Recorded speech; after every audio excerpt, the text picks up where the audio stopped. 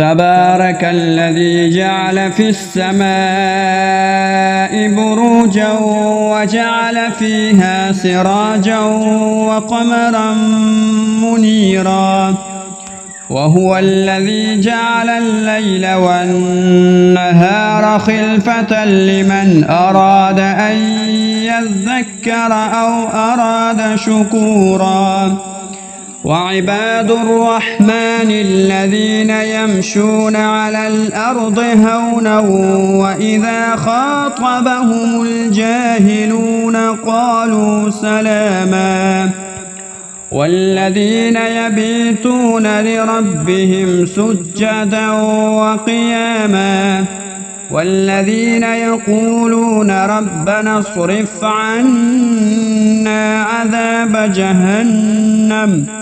إن عذابها كان غراما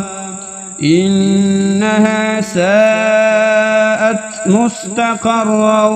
ومقاما والذين إذا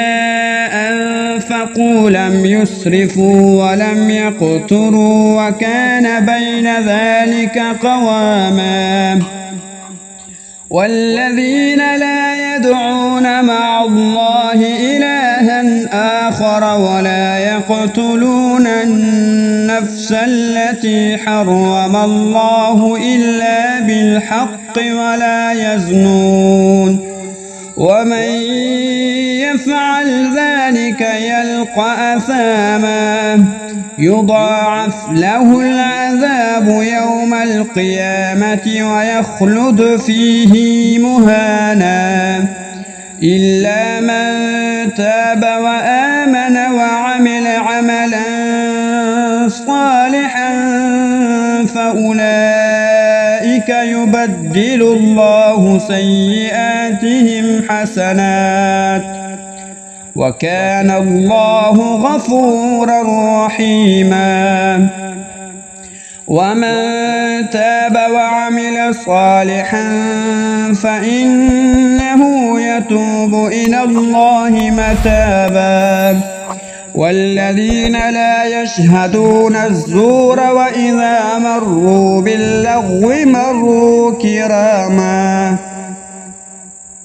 والذين إذا ذكروا بآيات ربهم لم يخروا عليها صما وعميانا والذين يقولون ربنا هب لنا من أزواجنا وذرياتنا قرة أعين واجعلنا للمتقين إماما أولئك